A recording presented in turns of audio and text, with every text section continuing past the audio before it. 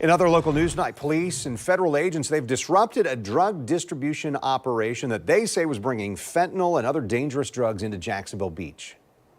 Anytime we hear of fentanyl being sold on the street, we have to attack it aggressively. We have to get the person responsible for distributing this poison off the street. And News for Jax reporter Eric Avnier covering DEA investigations. He joins us live from Jacksonville Beach with how this operation was dismantled. Well, Kent, it's a Tuesday night in Jacksonville Beach, and although things don't look as crazy as they would be on a Friday or Saturday night, you have to remember that it's still Jacksonville Beach, a place where people come to party and let loose. And sometimes with those parties, you also get a little bit of illegal drug activity, the kind of activity that law enforcement has really been lately cracking down on. The city of Jacksonville Beach is known for its crowded beaches and hangout spots where people come to have a good time. It's here where Northeast Florida locals and visitors have multiple bars and nightclubs to choose from. But according to local and federal law enforcement, it's also a place where folks looking to get high can find their drug of choice. Bar districts and party areas attract, not only alcohol consumers, but drug consumers as well.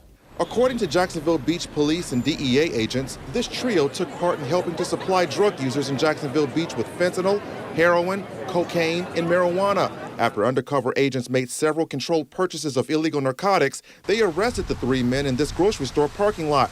These images are just a portion of the fentanyl that investigators say was sold to undercover agents. Investigators say 46-year-old Kevin Harris of Jacksonville Beach appeared to be the biggest suspect in their investigation. We as law enforcement learned that he was involved in some sort of drug trafficking. According to this arrest warrant, during one of the controlled purchases of cocaine, Harris told an undercover agent that he regularly sells ounce quantities of cocaine to 10 customers in Jacksonville Beach. He also said he usually sells 1 gram of cocaine to local bar patrons up and down Jacksonville Beach. During that same transaction with the undercover agent, Harris reportedly told that agent that one of his relatives takes a weekly trip to Atlanta and comes back with a large quantity of heroin. This is significant because the DEA has long identified Atlanta as a drug distribution hub for Mexican drug cartel employees who are operating within the U.S. Agents say the Atlanta hub supplies illegal drugs to dealers in cities throughout the southeastern U.S. Although the DEA is not identifying Harris as a cartel employee. We know who's producing fentanyl. We know who's bringing it across into our country. So ultimately, every bit of fentanyl or cocaine is tied back to someone outside of our country. Investigators say, unfortunately, before they began their investigation, those same drugs, along with other illegal drugs, were being brought into Jacksonville Beach to be sold.